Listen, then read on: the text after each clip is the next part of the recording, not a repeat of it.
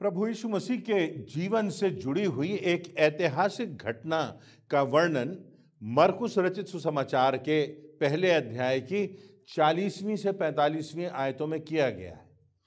यहाँ पर वर्णन है कि एक कुष्ठ रोगी जिसके जीवन में कोई आशा नहीं थी, उन दिनों में कुष्ठ रोग का कोई इलाज नहीं था, जो अपनी मृत्यु का इंतजार कर रहा था, वो प्रभु यीशु मसीह के पास आता है और लिखा हुआ है कि उसने प्रभु यीशु मसीह से विनती की, निवेदन किया और घुटने टेक कर उससे कहा, यदि तू चाहे तो तू मुझे शुद्ध कर सकता है। उसने उस पर तरस खाया और यीशु ने उससे छूकर कहा कि मैं चाहता हूं कि तू शुद्ध हो जा, और तुरंत उसका कोढ़ जाता रहा। और तब उसे तुरंत प्रभु यीशु मसीह ने विदा कर दिया और उससे कहा कि जाकर याजक को दिखा और अपने शुद्ध होने के विषय में जो मूसा ने ठहराया है भेंट चढ़ा, ताकि गवाही हो। और तब लिखा हुआ है कि वह बाहर जाकर प्रचार करने लगा और खुल्लम खुल्ला प्रभु यीशु मसीह के विषय में जाकर के लोगों को बताने लगा। और लिखा है कि लोग उसके पास भी आने लगे। इतिहास में कभी ना कभी कोई ना कोई हर समय ऐसी बीमारी रही है जो लाइलाज रही, जिसका कोई इलाज ना हो, जिसकी कोई दवा ना हो, जिसका कोई समाधान ना हो, जिसका कोई उपचार ना हो। कभी एड्स की बात हम सोचते हैं, आज हम कैंसर के कई प्रकारों की बात सोचते हैं, और कभी ना कभी इतिहास में कोई ना कोई बीमारी रही, कोई महामारी रही, कोई पेंडेमिक रहा, और इन परिस्थितियों से संसार निरंतर निरंतर गुजरता रहा। यहां पर हम पाते हैं उस व्यक्ति का वर्णन जो कि कुष्ठ रोग से ग्रसित था। अपना दर्द भी व्यक्त करता होगा तो किसी को उसकी परवाह नहीं होगी, किसी के पास वो नहीं जा सकता होगा, किसी की मदद नहीं मांग सकता होगा, किसी से मिल नहीं सकता होगा। जाते हुए उसे चिल्लाना पड़ता था, उन दिनों के नियमों के अनुसार, अशुद्ध अशुद्ध अशुद्ध। और लोग ऐसे लोगों से घृणा करते थे, यहां तक कि ये भी सोचते थे कि ये अपने कर्मों का फल पा रहे हैं।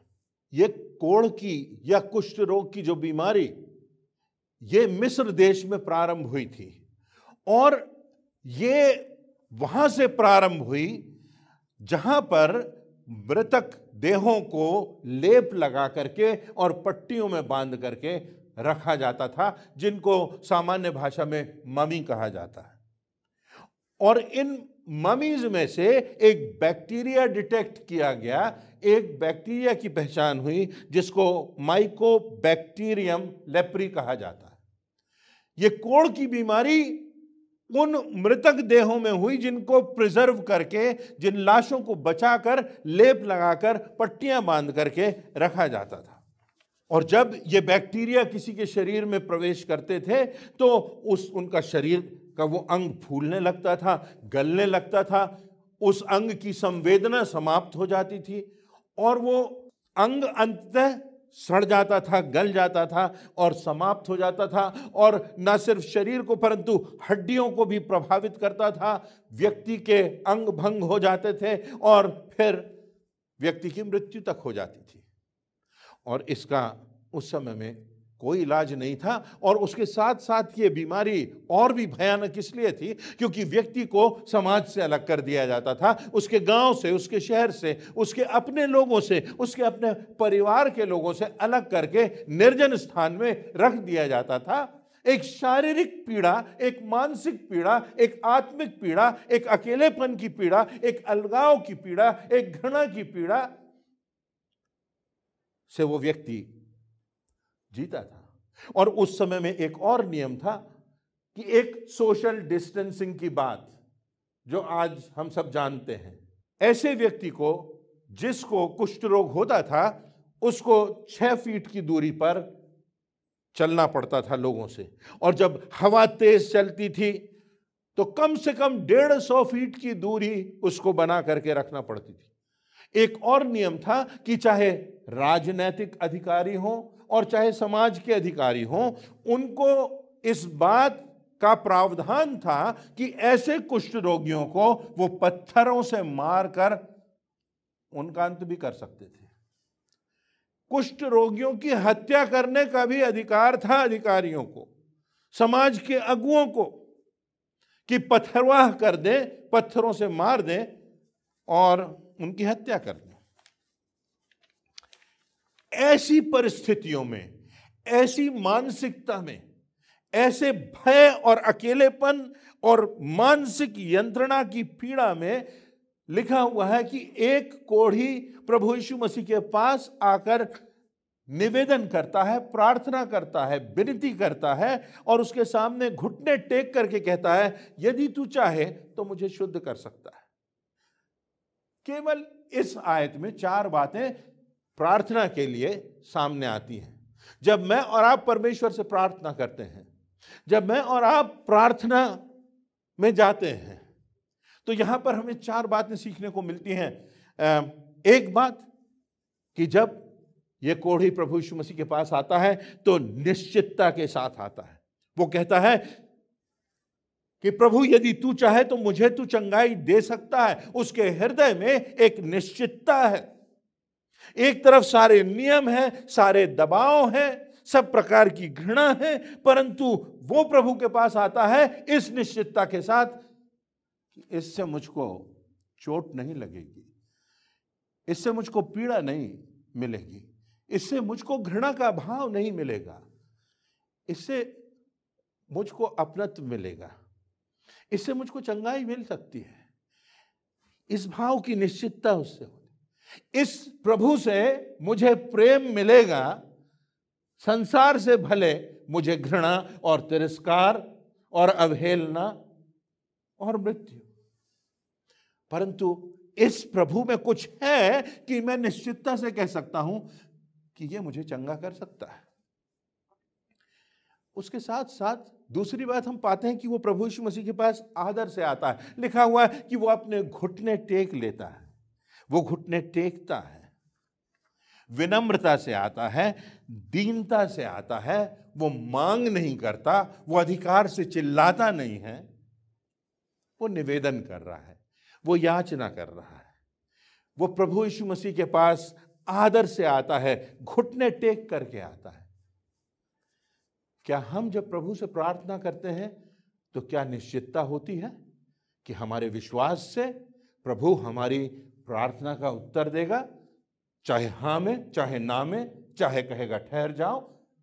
वो हमारा जीवित प्रभु है, वो हमारा प्रभु है जो हमारी याचना को सुनता है, जो उत्तर देता है, जो संभालता है, जो हर स्थिति में हमारे साथ होता है। क्या हम निश्चितता से आते हैं कि उससे हमें प्रेम मिलेगा? क्या हम आदर के साथ जाते हैं, दीनता के साथ जाते हैं? हम ये भी पाते हैं कि ना सिर्फ वो निश्चितता के साथ आता है, ना सिर्फ वो आदर के साथ आता है, ना सिर्फ वो दीनता के साथ आता है। दीनता के साथ तो आया, तब तो वो कहता है कि प्रभु यदि तू चाहे तो। वो ये नहीं कहता कि प्रभु मुझे चंगा कर दे, नहीं, वो कहता है यदि तू चाहे तो प्रभु, घुटने टेक करके। कोई घमंड नहीं, कोई आदेश नहीं है, कोई मांग नहीं है, पर विश्वास के साथ आता है, तू मुझे शुद्ध कर सकता है।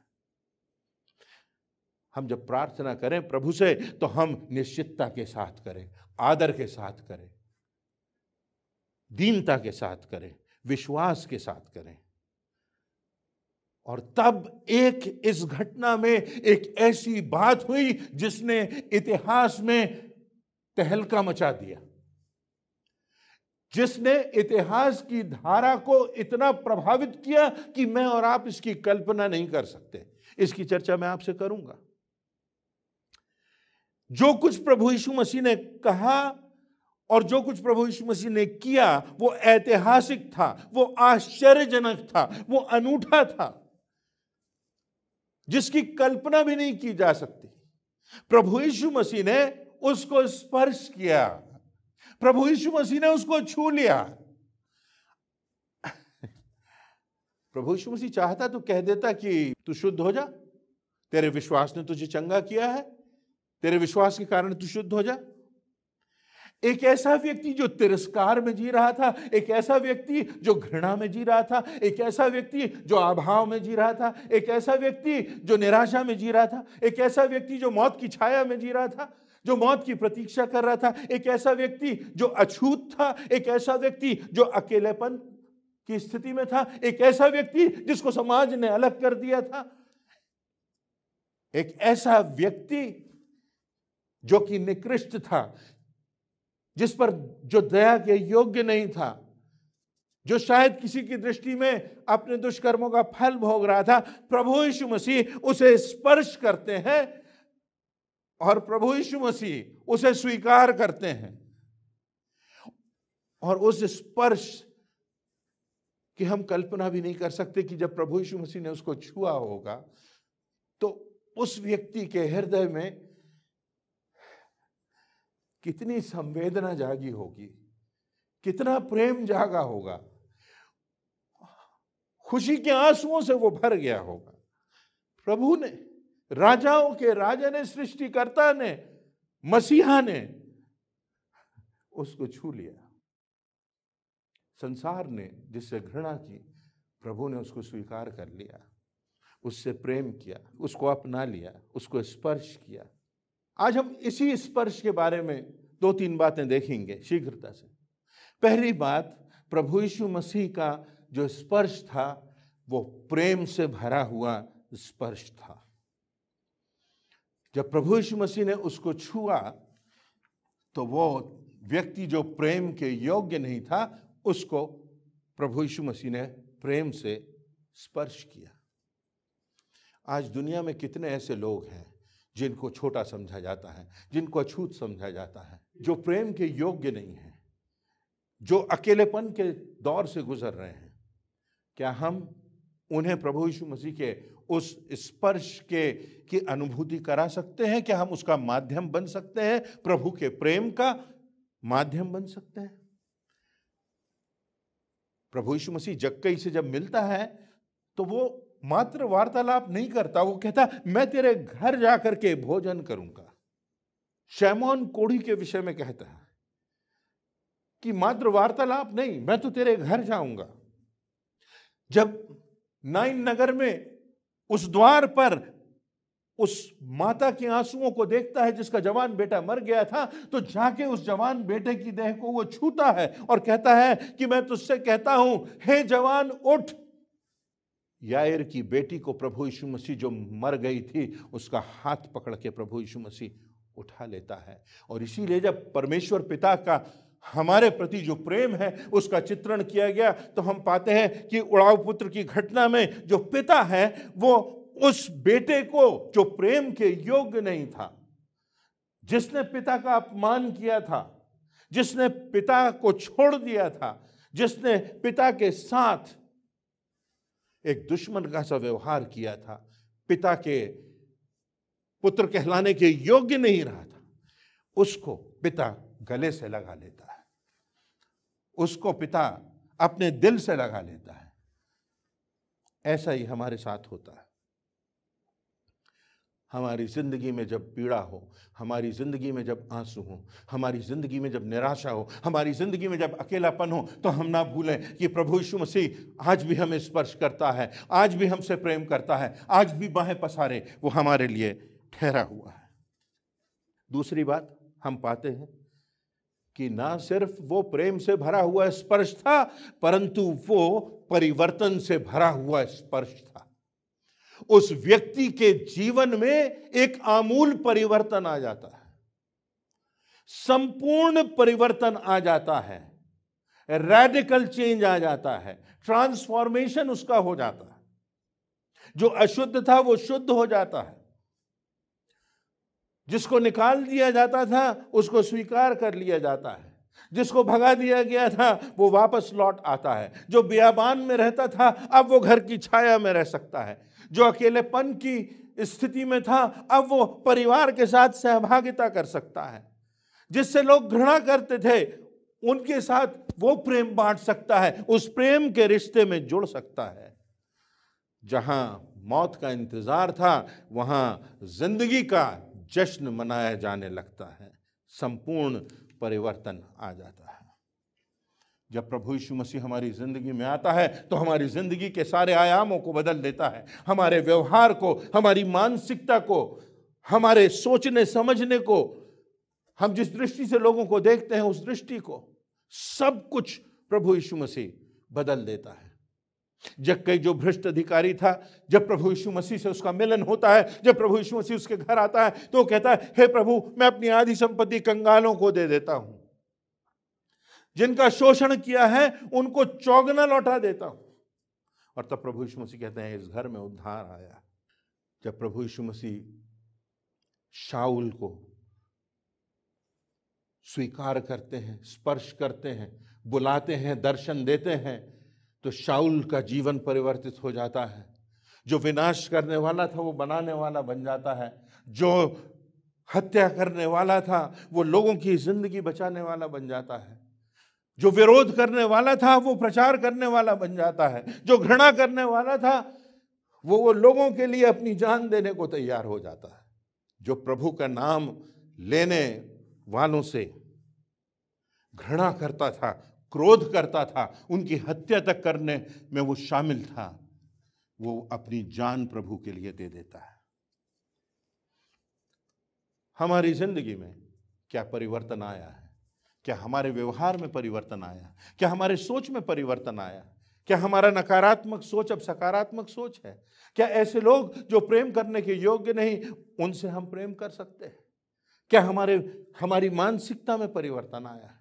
एक डाकू की जिंदगी में परिवर्तन आ जाता है जो प्रभु यीशु मसीह के पास क्रूस पर लटका है। एक वेश्या की जिंदगी में परिवर्तन आ जाता है, वो डाकू स्वर्गलोक पहुंच जाता है।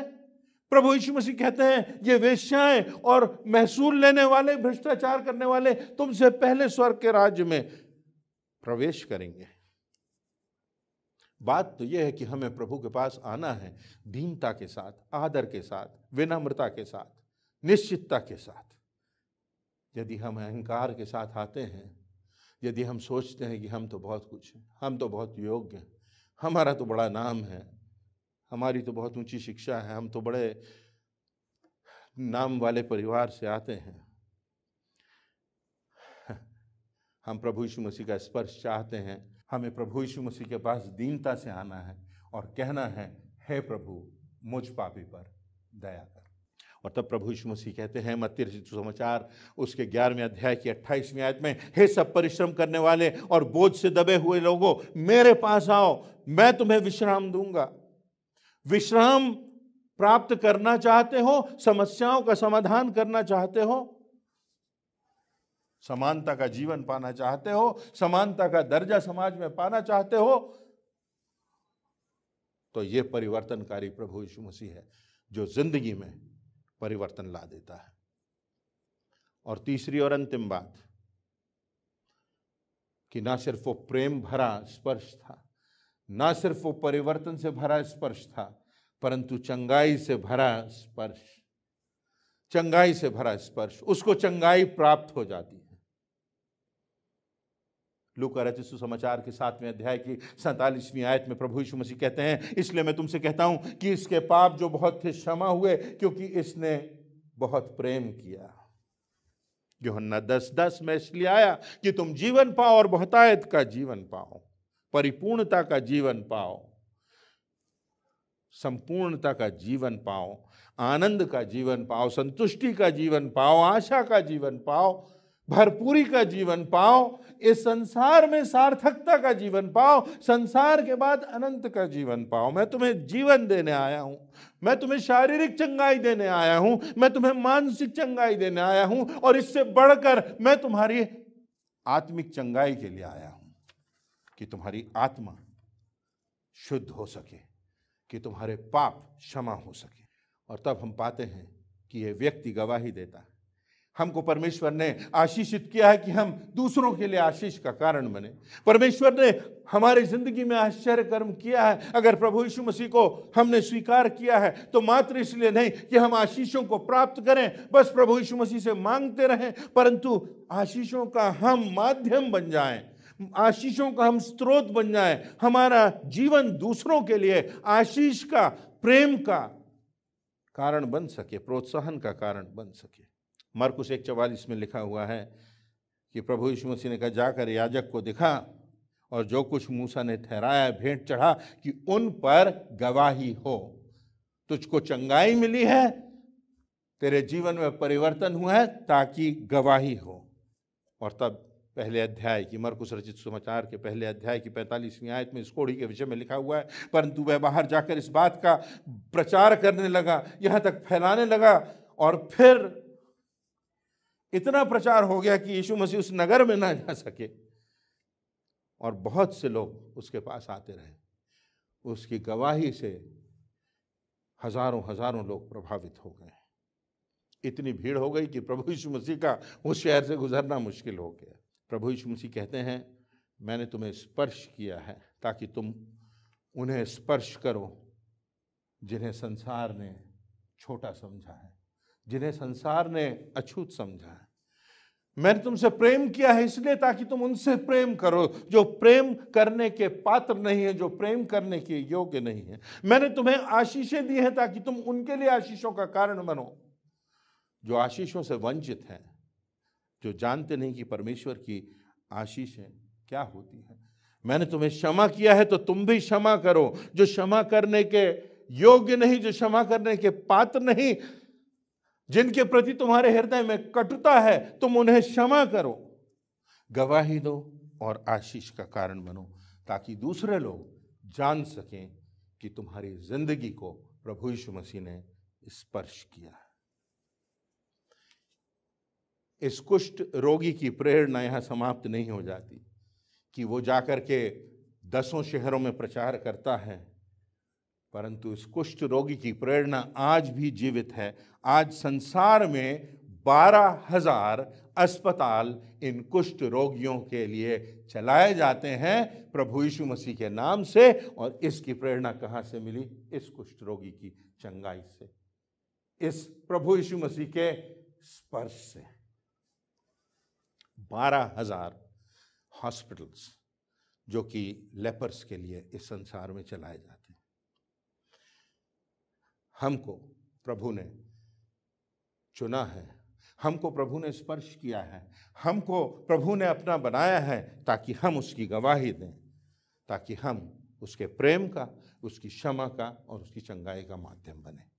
आइए हम दूसरों को स्पर्श करें, परंतु इससे पहले इस बात की निश्चितता कर लें कि क्या हमारे जीवन में वो संपूर्ण परिवर्तन आया है कि नहीं, या हमारा परिवर्तन जो है, या हमारा जो पश्चाताप है वो अभी भी अधूरा है। क्या हम उस दीनता से, उस विनम्रता से, उस टूटे हुए हृदय से प्रभु के पास आए हैं और उससे अपने पापों की क्षमा की याचना की है? यदि नहीं तो आज भी अवसर है, और यदि हम पर प्रभु ने दया की है, यदि प्रभु के उद्धार में हम शामिल हैं, तो हम उसकी गवाही दें, हम उसकी क्षमा का, हम उसके प्रेम का, हम उसकी आशीषों का माध्यम बने। ऐसी मेरी याचना है। परमेश्वर के वचन से यही प्रेरणा आज हमको मिलती है। परमेश्वर हम सबों को आशीष दे।